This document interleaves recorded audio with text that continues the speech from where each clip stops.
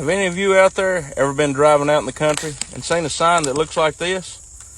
This is a seed variety sign. Now this is a corn seed variety sign, and you'll see these out in the country a lot of times next to a corn or soybean field, maybe even a wheat field. And what they are is a billboard for farmers. Farmers can drive around, and if you've got a really good cornfield, maybe you put this sign out there, your seed rep puts this sign out next to the road. When the farmers drive by, they say, man, that's a really great looking field of corn. I want to plant some of that next year. So you might put this around some of your best fields.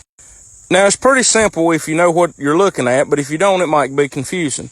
You've got your seed company that produces the seed, in this case NK. You've got your corn variety. This is NK 1523 corn right here. It also might have some traits that the corn seed might have on the sign, and it could even have the ag retailer that sold the seeds information on the sign. Basically just describes what kind of seed is in the field. You might also drive by a field that has multiple signs with different numbers in a row. And what that is usually is a test plot. In other words, say it's an NK test plot, you'll have NK 1082, NK 1444, NK 1452, NK 1523 like this here. And what it is that the seed companies and farmers are comparing those varieties to one another in that field. And those signs are simply to mark what varieties are where. So I hope some of you non-farmers out there learned something today, and all you farmers, remember, plant some NK. First day of harvest 22. Hello. What's going on, buddy? How you?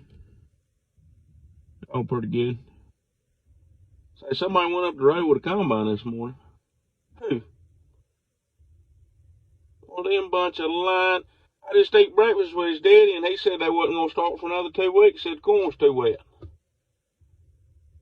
Are you sure they was going to cut? Oh, they had a hop bottom behind them? Well, they was going to cut then. I'm going to ride up there and see what's going on. Yep, you headed toward the shop? All right, I'll call you back in a little bit. Just hang tight. Bye-bye.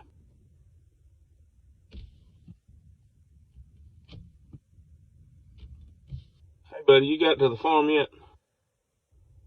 I need you to go crank the combine and get it warming up, and go crank the hopper bottom and let the air be built in the truck. Yeah, we're fixing to start this morning. Go ahead and get the corn header on too. I know it's early and the corn's green, but it don't matter. If the neighbors are shelling, we need to be shelling. We can't be last. We'll be the laughing stock in the neighborhood if we're the last one to start. I know it's still 30%, but if the neighbors are running, they got the same dryer we do, we can be running. It's just a little extra gas. It ain't no big deal. All right, get everything ready. I'm on the way. We'll start shelling here in a little bit. Call your wife and tell her it's going to be late before you get home. All right. Bye-bye. I'm going to give you an engine, low to the ground, extra big oil pan that'll cut the wind from underneath you. That'll give you 30 to 40 more horsepower. I'm going to give you a fuel line that will hold an extra gallon of gas. I'm going to shave half an inch off you and shape you like a bullet.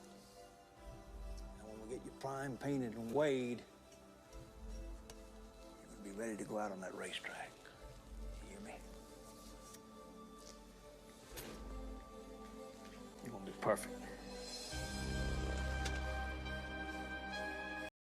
All right, this comment is from the yield estimation video I did a couple weeks ago.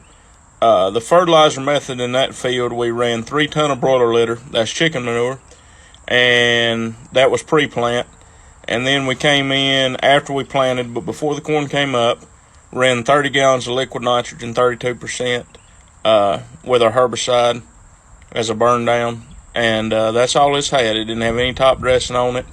It was sprayed one time post-emergence, herbicide pass, no fungicide, nothing. It was planted, sprayed one time over the top, and that's it. That would come out to about 180 to 190 units of nitrogen per acre on that farm. And if you had any other questions about our fertilizer methods, just ask. Well, Farm Talk, I'm out here working on my corn header this morning, getting it ready, making sure everything's ready to go. Probably be shelling corn next week. And on my gearboxes on my row units, A couple of them are not even touching the stick on the oil. Do I need to put the oil back in there, or do I need to put cornhead grease? It's been sitting here all summer, so, you know, it could have all leaked out slowly. But I'm thinking putting cornhead grease back in it. Never used any? Let me know your thoughts. Thanks.